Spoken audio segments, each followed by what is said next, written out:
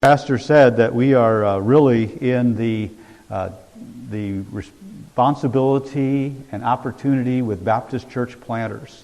And we were brought on with Baptist church planters a couple years ago because of certain passions that we had for churches in transition.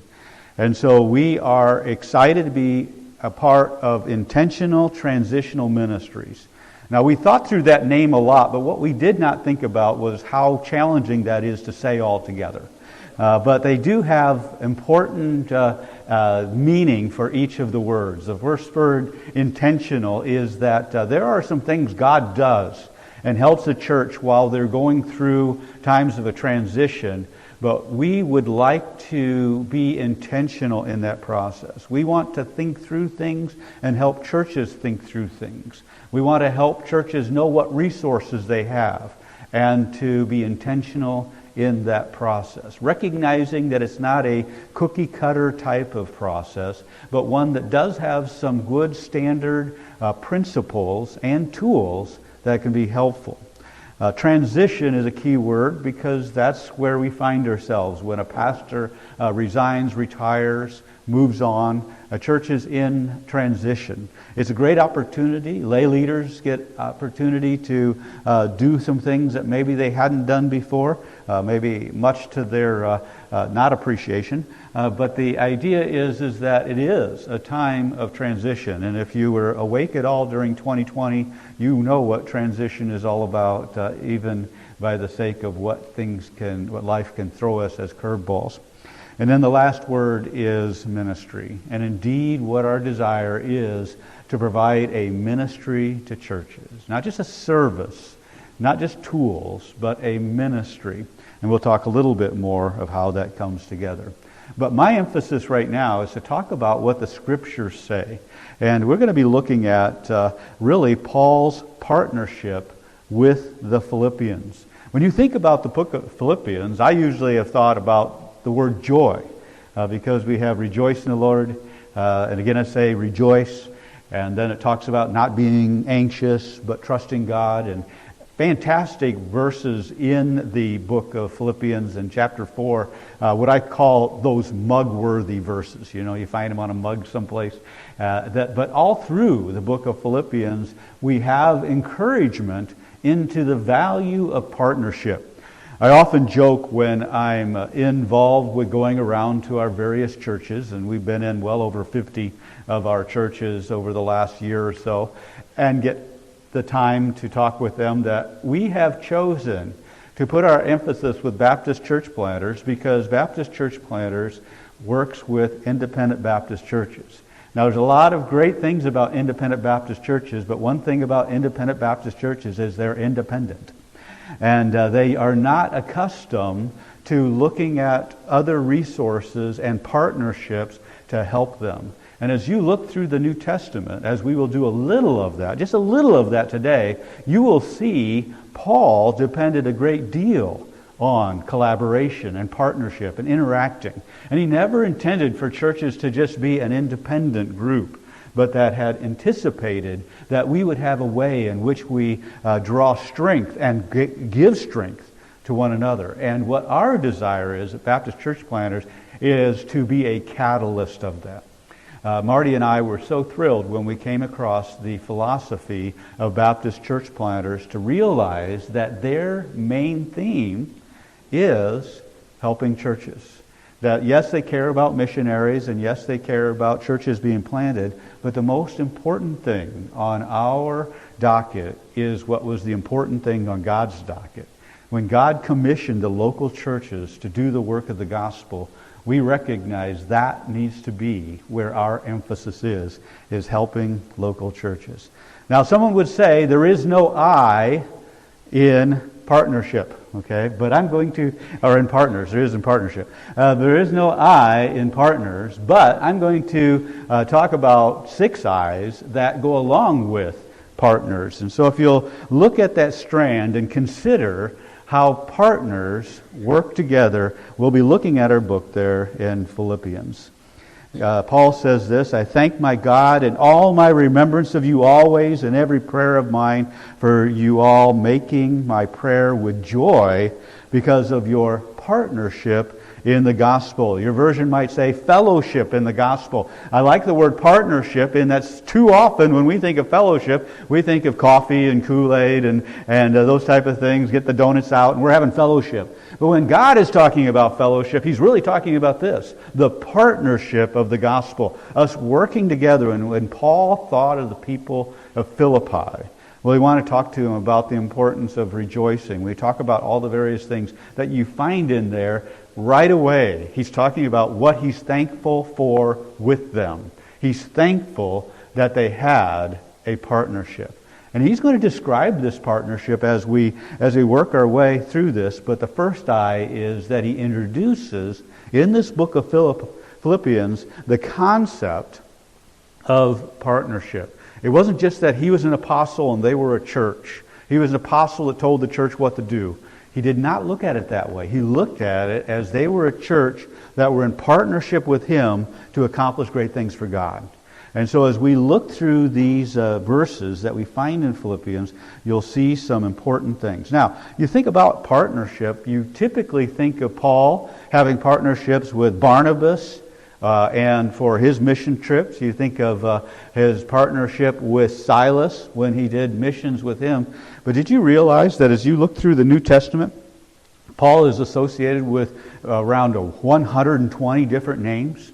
You would think of him as this solo guy, or at most he's got a companion. But he was one who collaborated and worked with a lot of individuals. I was encouraged to, just for the sake of seeing what Paul did in his letters. I did not go through each epistle and see how many different people he referred to, but just at the end, as he's closing out the epistles, whether it be Ephesians or whatever, he typically had people he talked about. People that maybe the people there that he was writing to knew about or didn't know about, or people that were there that he knew, but he would mention those names. And in 6 of his letters, he would list at least 4 names. I don't know about you, but when I write an email to someone, I'm not typically dropping that many names whenever I close out my email. He did so because he knew the importance of relationships and interaction. 6 of those had at least 4. In 3 of them, he took the time to list at least 10 names. I think that's amazing. 10 different names. If I were to ask you right now, who are 10 people that you would list off if you were just thinking about encouraging somebody, what 10 people would you talk about in regard to that? But in each of his letters to them, he would have at least 10. And then you look at the book of Romans, a great book on theological matters. A great book on practical application of those theological matters. And what does he do at the end of that book? He lists 25 names of people. I think that's really amazing. I mean, I would have loved to have my name in that kind of a situation, right? I mean, just think about it. Paul talks about the importance of theology. He talks about the importance of obedience. But in that same context of theology and obedience, he's talking about people. And people are so important to the Apostle Paul. And because all Scripture is given by inspiration of God, so important to God. So the whole concept of partnership, collaboration, interacting with each other is something that was part of what the early church did and anticipated for us to be doing even today, because this is how God gets things done. So as we look at the second eye, we're going to be considering the impact of the partnership. Paul goes on to say this in verse 6. He says, "And I am sure of this, that he who began a good work in you will bring it to completion at the day of Jesus Christ." As we think about this, Paul is just talking about partnership. He's talking about how much he's so thankful for every remembrance. I deal with a lot of different churches, a lot of different people. Maybe you deal with a lot of different people. Are you thankful for every remembrance you have them? When you end up with the end of 2020, are you be thankful for every remembrance you had for 2020? I mean, this is Paul saying he is thankful for the remembrances, that even the ones that weren't so enjoyable were beneficial. And Paul here is now talking about what the point of that is that God starts a work in us. Now, you can think about the work he does to you, an individual, but realize he's writing to the book, to the people of Philippi. Philippi. He's writing to a church, not just to an individual. He's talking to them as a church. God started work in them, and He will complete it in His day. All right. What we know is in between that time where we are right now, and we'll be spending eternity with God, and everything will be great and awesome and perfect, God will continue to work out that will in our lives. That there is a desire that God has that we might have an impact in our ministry. And so when you look at any partnership, in my mind, any collaboration, the goal of it is to have a greater impact. If I'm going to work with a church and come alongside them, I am concerned about what kind of impact that's going to have. I'm concerned about whether or not God is actually working in that church. I'm concerned about how committed that church is to want to see some things happen. We do not come in just because a church has a need. There are churches with need all over the place. We do not come in just because we feel sorry for a church. We come in because we believe a church is one that wants to have an impact for the glory of God. And Paul was encouraging the people of Philippi that God has started a good work in them, and God would continue to do that till the day of Jesus Christ. The third I that we like to emphasize is that of interdependence. Interdependence. As I talked about that word independent. Okay, we can be independent, or we can find ourselves being dependent. And in some of the transactions that take place between churches, sometimes just a dependence we have utilized in the past where one church is struggling and another church comes alongside them and the struggling church becomes dependent on the other church. What I see Paul talking about here is an interdependence. Paul didn't look at the church of Philippi being ones that needed him as the answer only. Neither did I see him as looking at it as they were the answer to what his needs were only. He says this, "Yet it was kind of you to share my trouble. When I left Macedonia, no church entered into partnership with me in giving and receiving except you only." That Paul here is making it clear that the type of relationship that he had with the people of Philippi was one that was mutually beneficial. It was one where when they invested in him, they were getting fruit from their investment, and that they were able to see themselves in a partnership rather than just simply Paul utilizing them for their money or for them using Paul for what he could do for them. And I see that in partnerships, the value of that interdependence or that mutual benefit as churches work together, as Baptist church planters works with a church, that it becomes something that is working together, not only to have an impact, but one that entails an interdependence.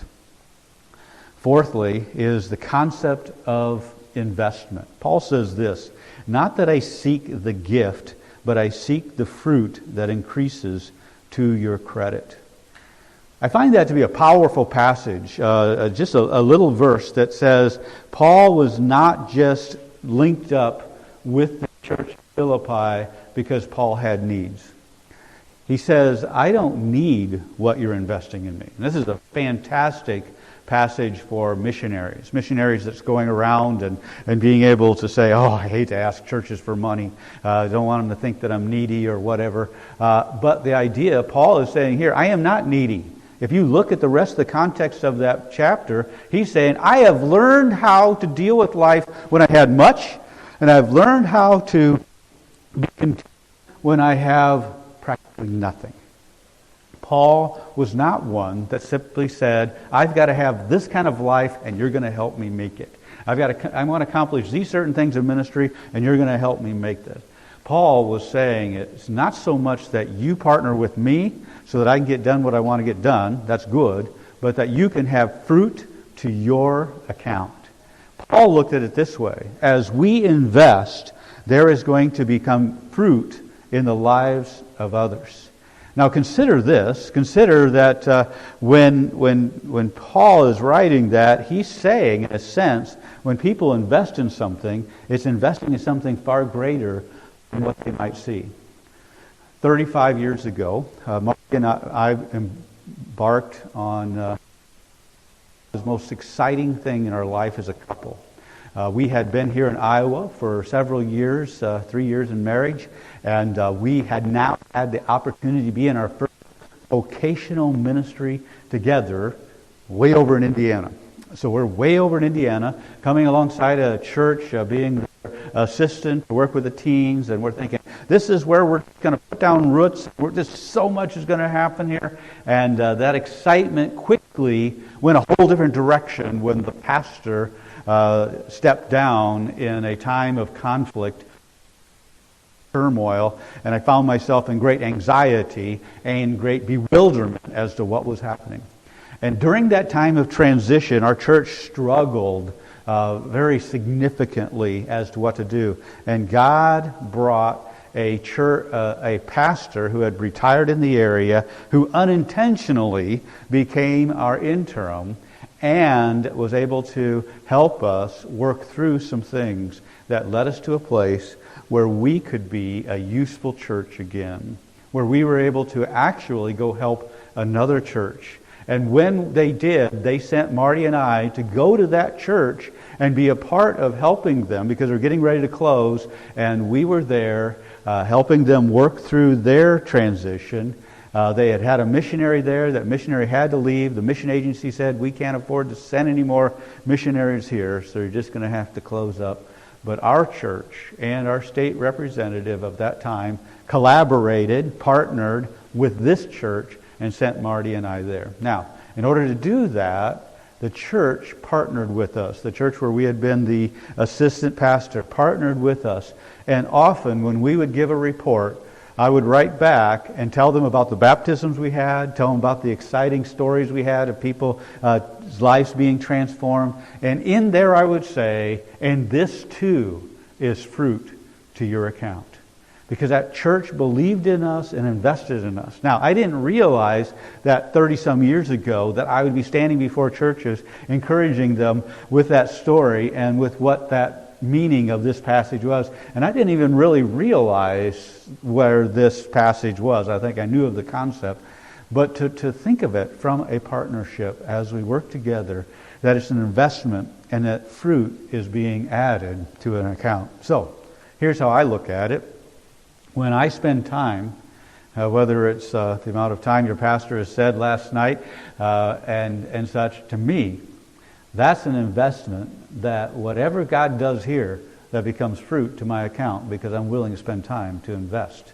And I don't use that concept lightly. I do not see myself wasting time or spending time. I call it investing time. And so that's why I enjoy coming alongside churches to invest in them, because I'm excited about what kind of fruit might come from that endeavor. Paul was too. The fifth I was the intentionality. In the midst of all the things he talks about his young protege, Timothy. And now he is sending Timothy, because Paul can't go there himself. He says, I hope to send in the Lord Jesus to send Timothy to you soon, so that I too may be cheered by the news of you. For I have no one like him who will be genuinely concerned for your welfare. Paul is being very intentional in this particular partnership. He could have just sent anybody. He could just say, well, you know what? We need to know what's going on over here at Philippi, so we're just going to send somebody. No, he wasn't just going to send somebody. Matter of fact, he said that there's no one like Timothy. If I were to send anyone, I want to send someone who truly comprehends and understands what's at stake, because we need to be intentional in this whole process. And so he picks out Timothy, one who is genuinely concerned for the welfare of that church. And when I look at partnerships and when I look at helping churches collaborate, that needs to be a top drawer thing. There needs to be a genuine concern about the area in which a church is wanting to reach, as well as the people who are being tasked with that process of reaching people for the gospel. And Timothy had that kind of care for the welfare of the people of Philippi. And that I think also Paul indicates how important Philippi was to him personally, is that he wanted to hear from somebody he trusted, how were they genuinely doing? Could you just go there, check on them? I care for them so much. And he will give me news of what's going on in your life. He also says this about Timothy, but you know Timothy's proven worth. As I think of what Baptist Church Planters desires to do, we're just hoping that it is evident to others what our worth is. Since about 2001, as a pastor, part of my hobby was to find those resources, get the training that would help me help churches. And I was thrilled to be a part of a church that the church leaders there were willing to allow me and encourage me to help churches while I pastored their church. I was thrilled to go on to Ames and be a part of a church where they too were willing to let me utilize the gifts and the passions and the abilities that I had and the training that I had to help other churches. And I never dreamed that God would work it out to where I could be doing this as my mission and ministry. But what's important is not only the fact that Baptist Church Planters gives me the opportunity to do this, but they also give me the endorsement. I could go around to churches and say, "Hi, I'm Scott Owen. I've been a part of Baptist churches all my life from the time I was a teenager. I love churches. I've been trained as a Christian conciliator. I've been trained as an intentional interim. I've been trained as a biblical counselor. I can come and help you." Now, some might take all those credentials and say, "That's cool, come alongside and help us." But Baptist Church Planters has been spending the last 20-some years working alongside churches to give that concept of we are someone of proven worth, that we are someone you can trust. And so that's why I'm excited to be a part of Baptist Church Planters, because one, I understand what their vision is, what their purpose is, what they really want to accomplish in local churches. And two, they have kept a good, above reproach relationship with Baptist churches all around our country. And that opens the door for me to serve more. And then that's where Paul talks about Timothy serving as a son with a father. The servant attitude of serving in the gospel. And that's what it's all about. Us helping others in the gospel. The sixth I is the involvement of partnership. And this is where I talk a little bit about Baptist Church Planters and what we do as the ITM. And that's why I use ITM, because of the difficulty of saying intentional transitional ministries. So we just call it ITM. But Baptist Church Planters facilitates the process for Baptist churches and the missionaries they send to fulfill the Great Commission. As part of that arm, we have specific individuals that are equipped to come into not only mission churches, but to come into established churches to help them move forward. Because we understand churches can get stuck. That churches can be at the point where they're unable to be as productive as they should be. And we believe, rather than just looking at them and saying, "Get unstuck," or "Be more productive," we want to lovingly come alongside them and be a part of helping them get unstuck and helping them be productive. We've been doing that with the intentional disciple-making ministry, the leadership journey. Our president, John Jinks, has been doing this for 2 decades as a pastor in his own church and helping other churches out. Under Baptist Church Planters, he has helped dozens of churches look at what their philosophy is, what are their core needs, core interests, and how are they going to become an intentional disciple-making church. And now we are able to do this, not just with churches that have a lead pastor, but coming alongside churches that are in transition. So we're excited about having that tool as well. Baptist Church Planters has 3 different levels of involvement. Last night and part of today, you are experiencing that first level, the counsel, being available. I am a missionary that has missionary support so that I can be available to go to churches and talk with them, whether it's on the phone, through a Zoom conversation, or being in person like we were this weekend, to help churches think through what they're going through, where they want to go. And we do provide that counsel, and over the last year, I have probably helped a dozen churches in a variety of capacities in that form of counsel. If it be something as simple as saying, we're stuck on this particular issue, what do you think? Or to going to the point where they are in a full-blown conflict, coming alongside them and helping them work through that conflict so they can resolve and move forward. Guidance is a second level in which we deal with churches, and this is where we may be a little less involved, but as we would in this next step, but more involved what we would be under the council, where we set up an agreement with the church to help them work through some things remotely by providing continued guidance in the process of them fulfilling what they see as their core values and where they need to go and what gaps they need to fill.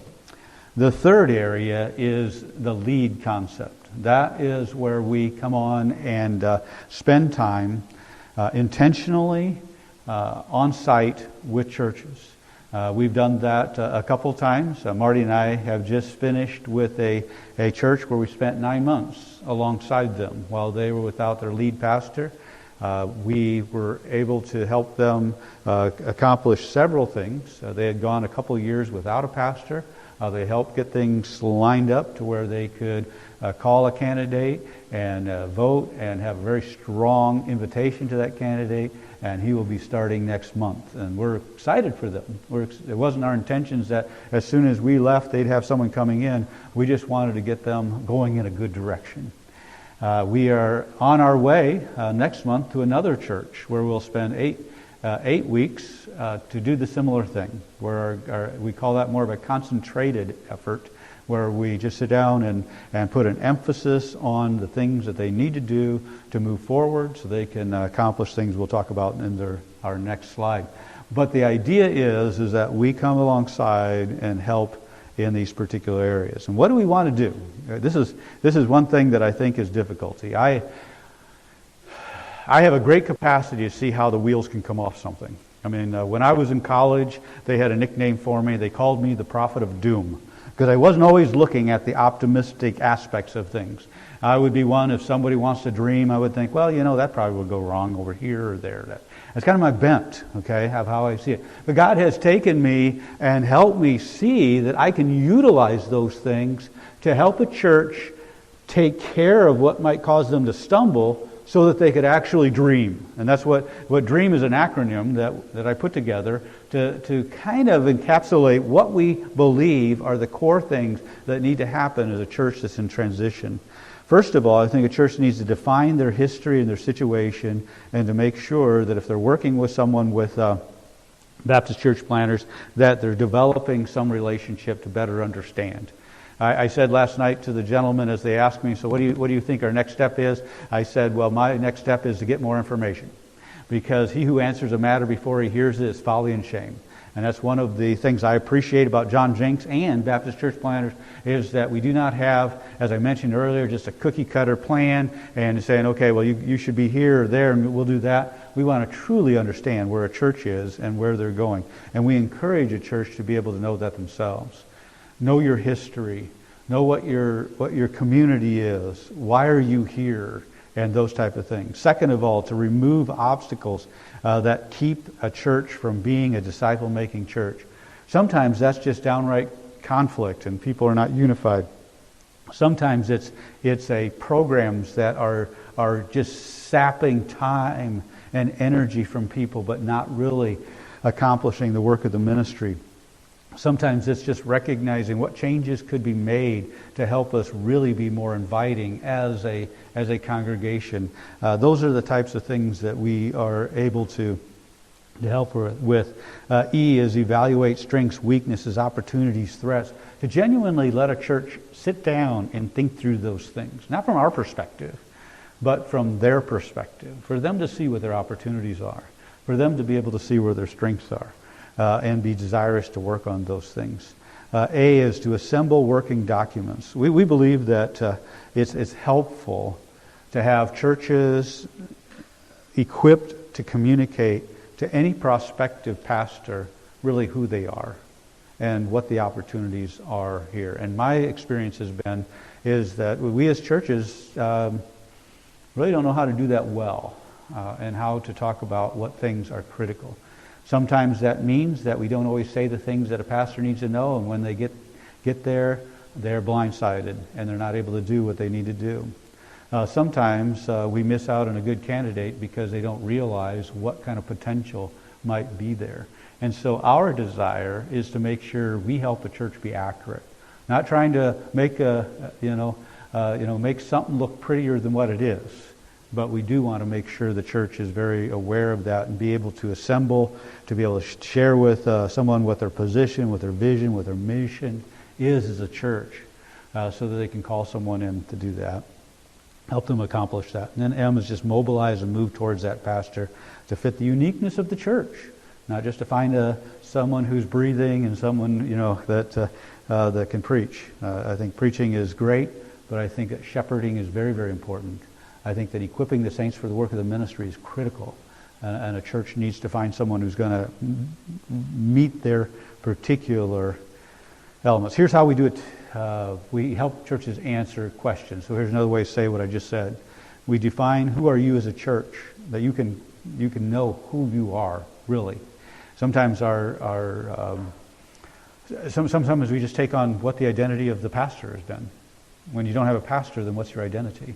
And that's what's critical for a church to understand. We resolve how to address crucial, critical issues and help a church not necessarily solve all those, but at least have a plan, so that when the new pastor comes, they know what they're up against and what they need to accomplish. Evaluate. How has God uniquely made you for your location? There are many churches within 10 miles of where you folks are. Many, many churches. But there's something unique about you. There's a reason why you're here. And it'd be worth your while to determine what that is, so that you can be what God wants you to be while you're here. And then be able to articulate that. What are your values? Where do you want to go? And most importantly, once you get that, who will help you get there? I think a church needs to have a vision. I think a church needs to simply say, this is what we want to accomplish, and we want a pastor to help us get there. And we want this to happen. And that's why we come alongside churches with this type of opportunity to help them dream. Not just to take on a dream of some pastor. I want them to have a dream of their own, a vision of their own. Because the work of the ministry is done by the people in the church. It's not done by the pastor. The pastor equips the saints for the work of the ministry. And then finally, how do you prep for your next pastor? What are types of things? Those are some just practical things that we can come alongside. What does Baptist church planters want to do? What does the ITM ministry want to do? Is we like to, going back over these 6 I's, seeing them how they come together, introduce you to partnerships that will have involvement for impact through interdependence and intentional investment. So as you look at what Paul did with the church of Philippi, how Paul recognized the partnership was very important, we want to carry that on as just a parachurch organization, recognizing that the local church is the one that does the work of the ministry. We come in recognizing the autonomy of that local church, but also realizing we have some tools, we have some knowledge, we have some abilities that can be of help to a local church.